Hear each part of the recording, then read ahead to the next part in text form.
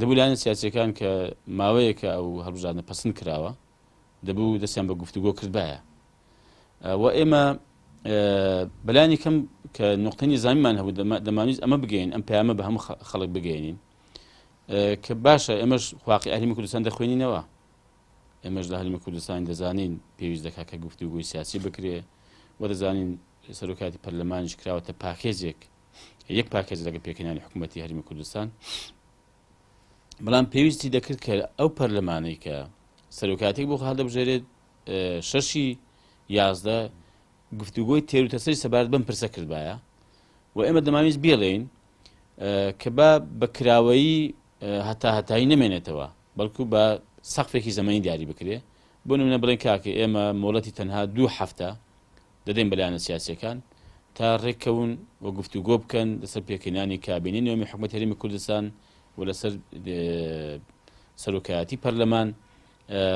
دەنا دوای ئەم ماوەیە ئێمە ناچار دەبین بین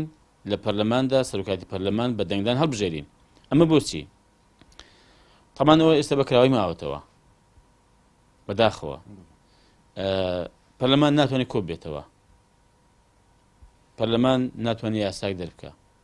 پەرلەمان ناتوانێت بڕیارێک دەربکە پەرلەمان ناتوانێت لیژنەکان دروست بکە پەرلەمان ناتوانێت چاودێری حکوومەت بکە پەرلەمان ناتوانێت ئەمە بەرەو ساڵی نوێ دەڕۆین بودجە پەسەند بکە کاتە پەرلەمان ڕاوەستاوە ینی ئێمە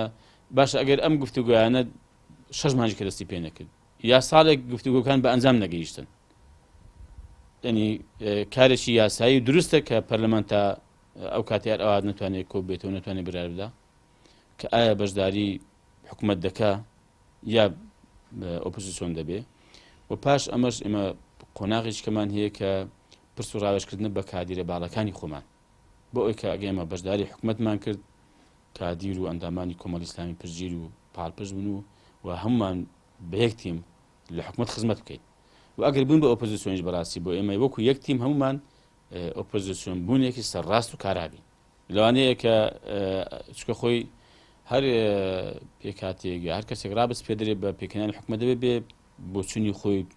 پرۆژەی خۆی کارنامەی خۆی پێشکەش بکە یعنی کە دێتە لایلایەنەکان بۆ ئەوەی داوای بکە بەشداری حکوومەتەکەی بکەن دەبێت کارنامەی خۆی بخاتە ڕوو ئێمە تەماشا دەکەین بزانین داخوا ئەم حکوومەتە دەیەوێت چۆن بکە دەیەوێت چی بکە